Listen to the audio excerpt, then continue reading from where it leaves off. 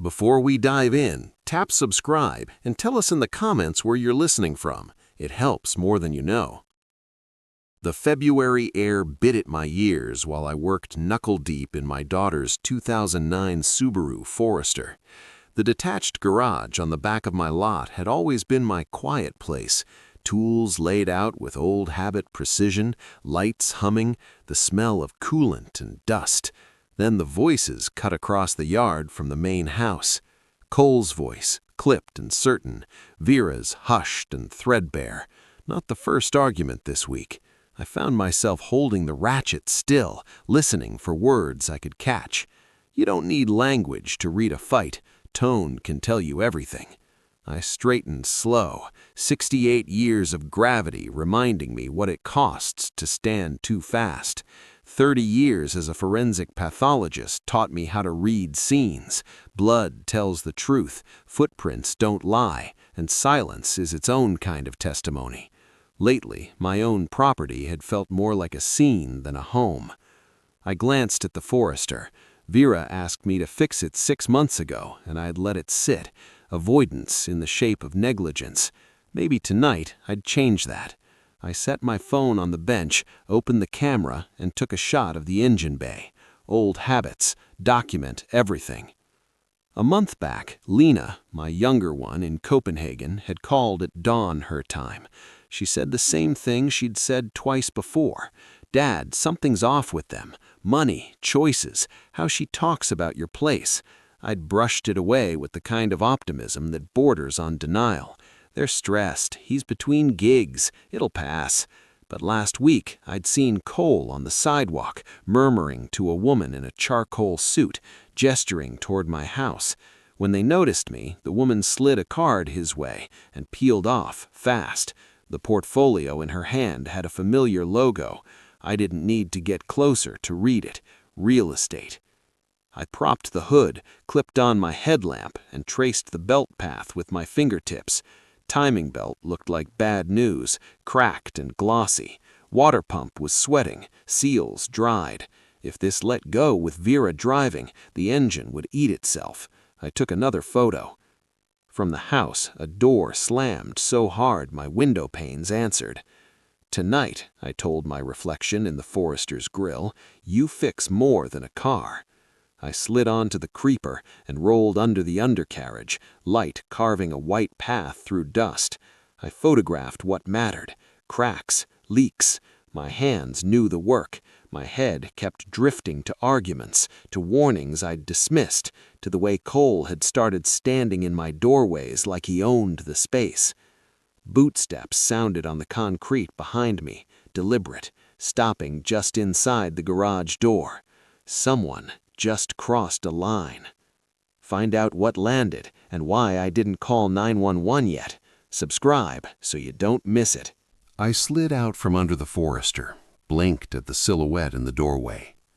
Backlit by the kitchen light, Cole filled the frame, arms crossed the way men do when they want to look larger than they are. Working late, Ned? His voice had a dull gleam to it, polished, unserious, sharpening for a cut. Figured I'd finally get your wife's car running, I said, wiping grease from my hands. Been too long. He stepped closer. Think you still can? I handled autopsies for 3 decades. I can handle a Subaru. I meant it as simple truth. He heard challenge. Dead bodies don't need you, he said. Question is, who does? The line was rehearsed, rolled out to wound. Vera appeared behind him, shoulders caved inward, eyes rimmed with the kind of fatigue you don't sleep off. I asked her for a 13mm. She brought it without looking at me. Just like old times, I said, and the words died in the air between us. Cole drifted closer again, the kind of drift that narrows options. Let go, he said. This house, this life, her. I stood up straight. My house, I said too hard, and my daughter. The hit came from my right, a blur, then iron and bright sound blossoming inside my skull. Wrench. He'd grabbed it smooth and quick off my bench. My hand went to the side of my head and came back slick and red. The garage became small and too bright. I sank to one knee and watched the drops stipple the concrete. They made an honest record of gravity.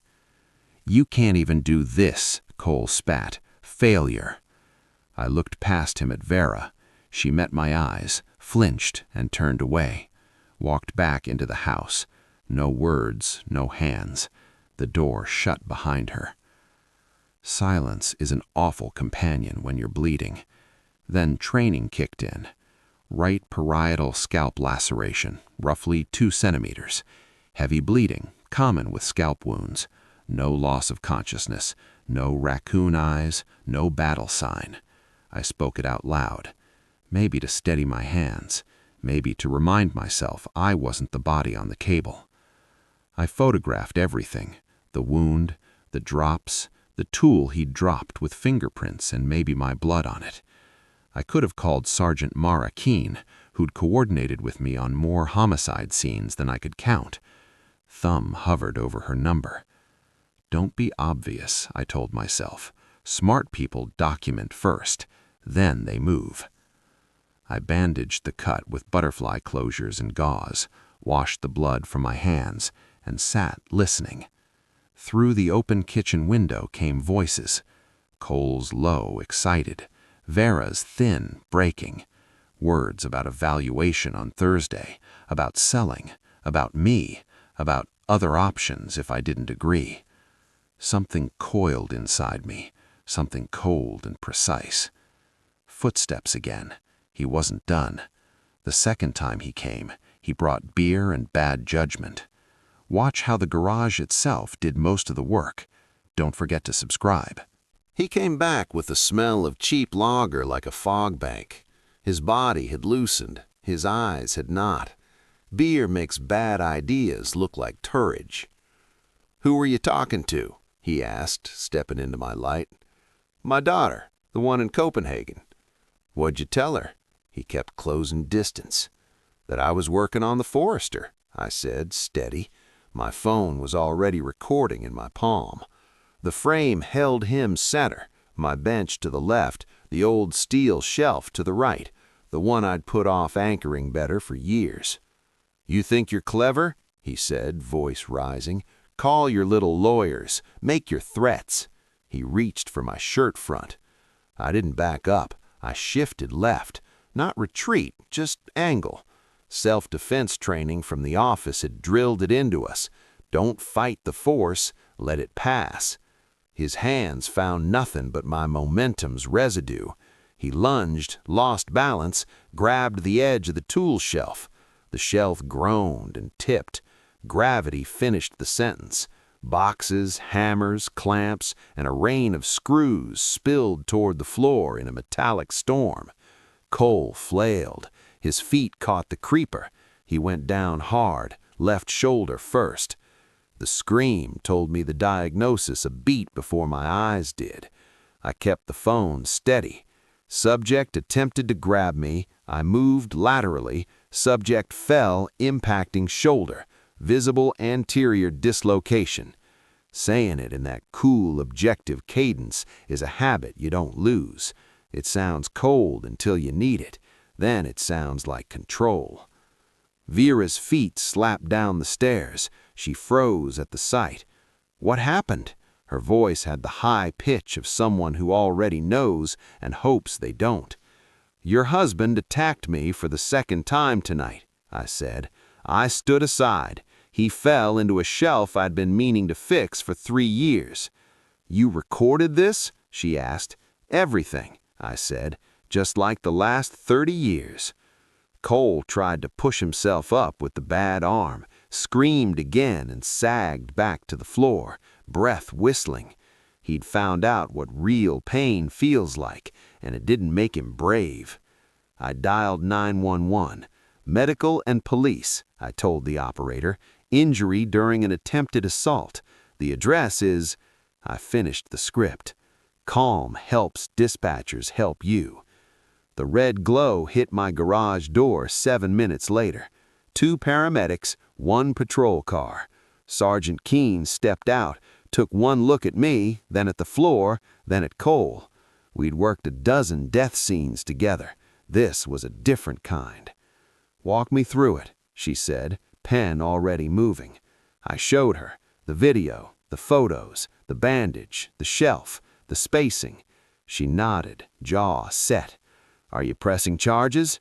"Not yet," I said. "I want every piece documented first." Her eyes said she thought that was unusual. Her voice said, "Okay." They thought I'd go to bed and lick my wounds. Instead, I started turning their plan inside out. Shows how a trash bag, a neighbor, and a phone call tipped the scales. Hit subscribe to stay with me. By the time the ambulance pulled away with Cole strapped and sweaty, my garage had two new identities: medical bay and evidence locker. Keene photographed everything. She measured, she documented. She gave me her direct number with a look that said, "If he comes back, don't be noble, just call."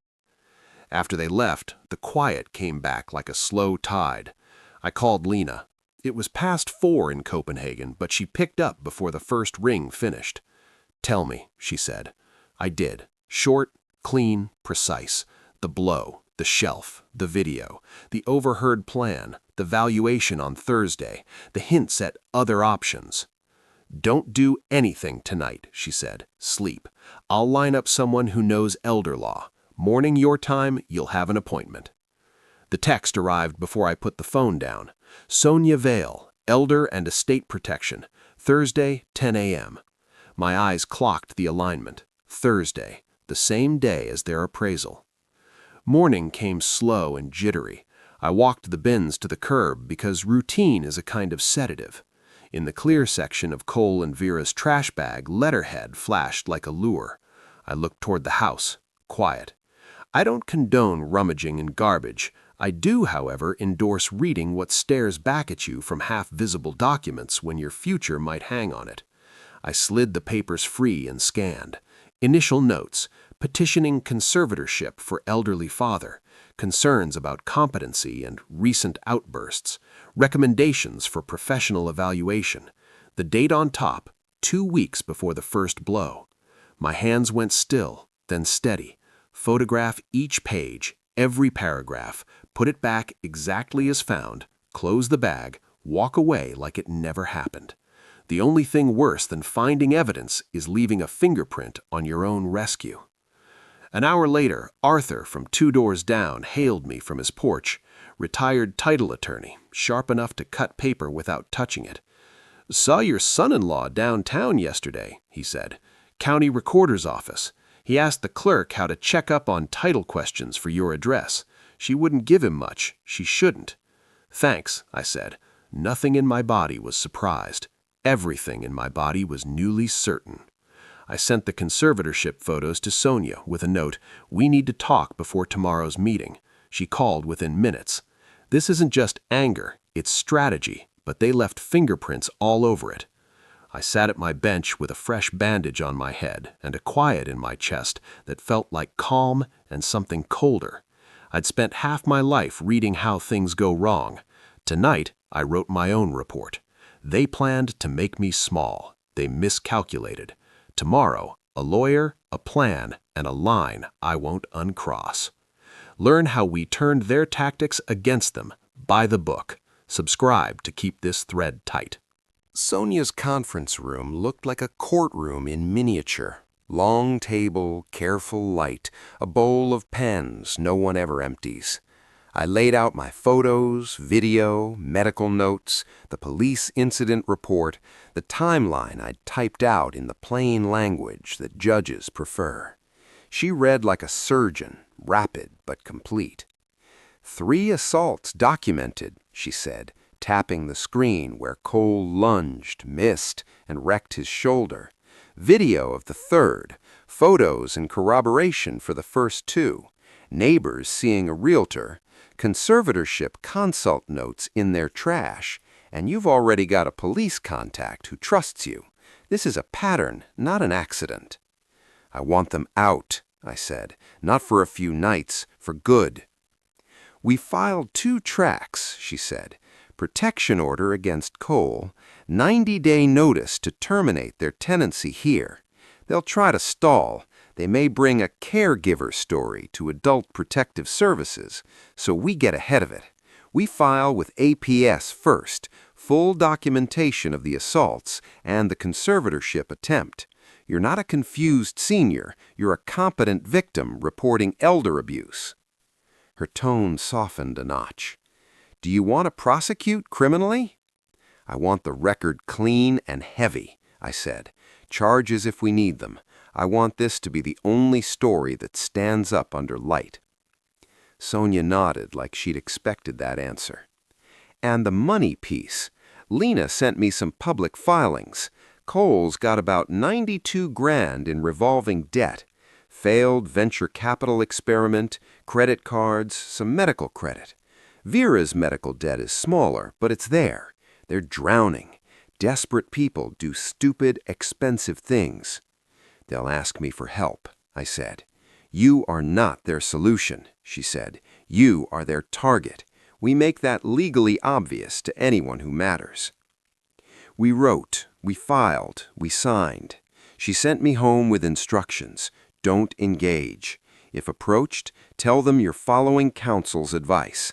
If they escalate, call Keene, not me. Keep your phone recording if you have to speak at all. On my way out, I stopped at the glass door.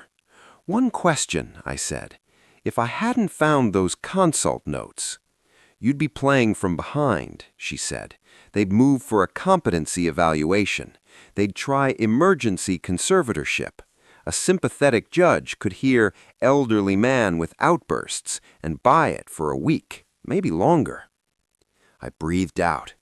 Not fear, not relief, something like rage distilled past usefulness. Okay, I said, let's be professional. That afternoon, I sat at my kitchen table, printed copies of everything, labeled a plastic bag for the wrench from the first blow, and waited for the knock I knew was coming. It came at 9 a.m. the next day. Process servers, apologies with price tags, and a surprise call from APS shows how boundaries got tested and held.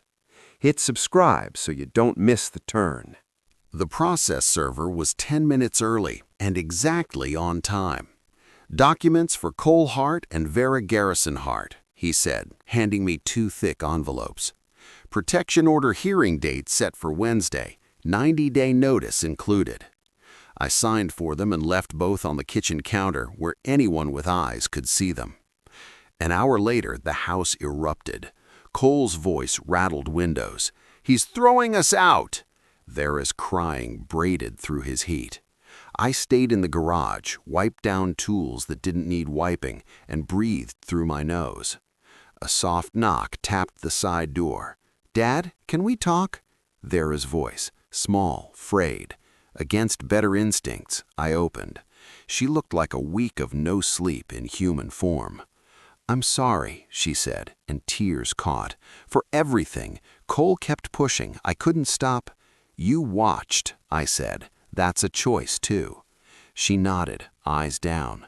We're in trouble, Dad. Up to our ears. If you could just help us. A loan to get out, to start over. 50 or 70,000? There it was, the ask. The apology had been an overture, not an ending. You came to ask for money, not to fix what you broke. That's not fair. I stood in a doorway and didn't move while your husband hit me with a wrench. Her face crumpled. Please. No, I said, not unkind. I hope you find your way. Not here, not with my money. She left with anger and fear twisting together. 2 hours later, a new number lit my screen. Mr. Harrington, I represent your daughter regarding estate expectations, the voice said. She's concerned about being disinherited. She can be concerned, I said. I have evidence of violence, fraud, and attempted exploitation. She will receive $1 and my hope that she rebuilds. Any challenge will be met with photographs and police reports. The line went quiet, then died. That afternoon, a letter arrived from Adult Protective Services. Anonymous report, possible cognitive decline, potential danger to sell for others. I called Sonia, heart thumping, not from fear, but from the familiar throb of being accused of something you aren't. "We filed first," she said. "You're fine. Expect a call." It came an hour later. "Patrice Monroe, APS investigator," said a calm voice. "I've received both reports, anonymous and yours with counsel." "I was a forensic pathologist for 30 decades," I said. "I know your process. Come by, I'll have everything ready." She arrived next morning. We sat at my dining table. I laid out records, told time-coded facts, didn't exaggerate. She watched closely, asked smart questions, and made me solve a simple banking task while we talked. Not a test I'd seen before, but one that made sense. When she stood, she smiled once. "You're as competent as anyone who's ever opened their door to me," she said. "We'll close our file after the hearing." After she left, I heard arguing upstairs. Not heated, frayed. A hollow thud against drywall, then silence. They were breaking faster than I'd planned. I took no joy in that. I took notes. Courtrooms don't care about feelings, just evidence. See what a judge saw in 40 minutes, and why I went shopping for a very particular IOU. Subscribe for the next move. Wednesday came dressed in gray. I put on a suit I hadn't touched since the last time I'd testified, and a tie that still remembered how to knot itself. The doorbell rang while I was adjusting the knot. Lena stood on my porch with a carry-on, hair frizzed from an overnight flight, eyes bright and tired. "You really thought I'd miss this," she said, hugging hard. We met Sonia outside courtroom 4. Across the hall, Vera and Cole arrived separately, which told its own story. Cole's left arm was strapped tight across his chest. He tried for a glare and got as far as dull resentment. The hearing took 40 minutes because it didn't need more. The judge watched the video, asked a couple clarifying questions, noted the photographs and police report. To Cole's claim of provocation, she said, "The camera shows otherwise." She signed the protection order, 100 yards, no contact. Cole's jaw worked. The gavel didn't care. As we stepped into the hall, Lena slipped a folder into Sonia's hands. "Debt mapping," she said. "Public filings, scrubbed socials. We found collections held by Cascade Recovery. 89 grand, negotiable." Sonia's eyebrows rose, impressed. "We could buy it," I said, "through an intermediary. No contact. We keep our ethics clean." That afternoon, Sonia made some calls I didn't need to hear. Money moved from accounts I'd built over a lifetime of quiet work. The intermediary, a small outfit that specialized in buying non-performing debt, made their offer. By evening, Cole's obligations had a new owner, me, through a line of paperwork that would satisfy any auditor with a magnifying glass. "Why?" Lena asked me that night over mugs of tea. "Because leverage with a paper trail is better than rage without one," I said. "Because I don't want to cuff him, I want to corner him. And because if he still thinks this is a game, I want to change the rules." We set the settlement meeting for Friday evening at my dining table. Sonia said their lawyer was young and underprepared. I said he'd be surprised. Lena smiled into her tea, fierce and tender at once. On Friday, I set out coffee and documents. I sat where my wife used to sit at dinners that mattered. I waited for the knock I used to welcome and now merely anticipated. At that table, I didn't raise my voice. I raised evidence.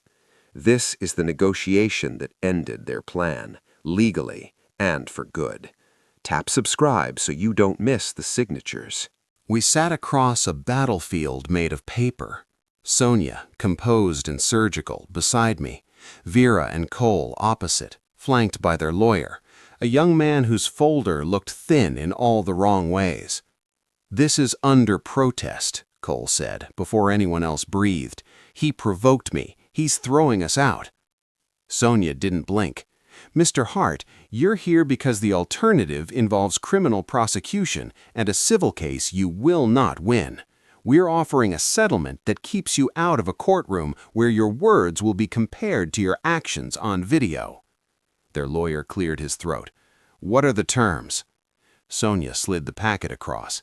Stipulated no contact for Cole, immediate move-out schedule with check-ins, acknowledgement of the attack and withdrawal of any pending or future conservatorship efforts, written admission that the house is not and was never yours to sell.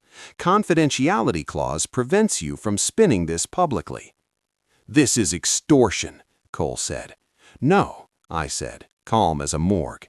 "This is a ledger. You wrote on one side, I am balancing the other." I opened my own folder, printed emails between Cole and a realtor, dates circled. "Once we secure conservatorship, listing will be simple," he'd written. I watched the color fall out of his face. I tapped my phone. "One-party consent in this state for recording your own interactions," I said, and pressed play. 30 unmarred seconds of Cole's voice from my garage. He won't know what hit him. By the time he figures it out, we'll have legal control. Their lawyer turned slowly, looking at both of them like he'd just spotted a loaded gun in a child's hand. "Why didn't you tell me about this?" he asked, voice flat. Silence is an answer. "One more item," Sonia said. "Your debt." She slid a single-page notice from Cascade Recovery showing assignment of debt to a new creditor. "Purchased by an entity represented by my client. He now owns your obligations, Mr. Hart." Cole stared at the page like it was in a language he'd never learned. "You can't—" "We did," I said, "legally, quietly, which means that if you default, the person calling you won't be a stranger, it'll be me, and I'll know exactly how to comply with the law while applying pressure you can't squirm out of." Vera cried silently. Cole deflated in place. Their lawyer asked for 5 minutes. They left and returned changed. "We'll sign," he said. Before the pens touched paper, I spoke. "Vera, Cole, you didn't lose because I'm cruel. You lost because I'm thorough. You chose money over family. You chose shortcuts over work. I chose documentation." They signed. I signed. It was done. They walked out without looking back. The house settled into itself, old wood remembering how to be quiet. Winning costs something. Hear what silence sounds like, what a text can undo, and what forgiveness might someday look like. Subscribe now to catch the final chapter. They moved out a week later, under a sky that promised rain and delivered sun. I watched from the living room window as boxes disappeared into a rental truck. When Vera drifted toward the porch steps, I thought she'd knock. She didn't. She looked up, opened her mouth, closed it, and turned away. The house, when it's only yours again, breathes differently. Floorboards exhale. Doors sit quietly in their frames. The garage hums without strain. I walked room to room, closing windows, not to shut anyone out, just to see if the locks still remembered me. They did. That first night alone, my phone buzzed with a number I didn't recognize.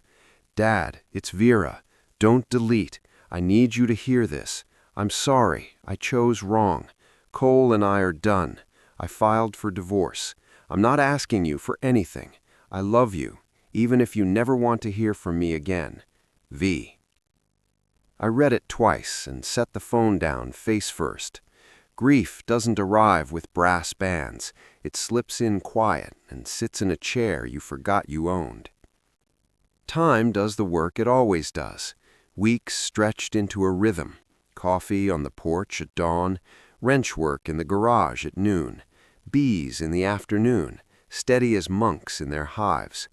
Honey harvest in May, slow gold running into waiting jars, lids tightening with that soft pop. Bees don't care about human drama.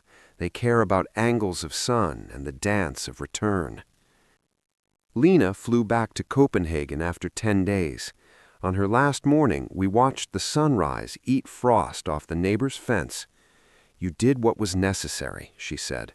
Sometimes that's as close to right as the world allows.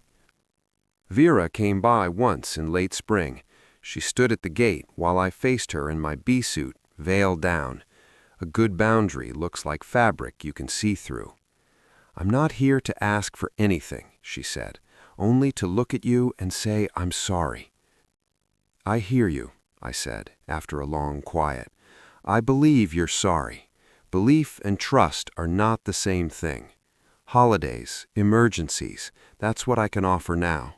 The rest is work you'll have to do without me. Maybe in a year, maybe longer, maybe not at all." She nodded like someone learning to walk again. "I'm proud you stood up," she said. "I wish I'd been that strong." She left without looking back. I didn't call after her. Some thresholds you only cross once. That evening, I poured a teaspoon of new honey into tea and sat on the porch, listening to the soft hum from the hives.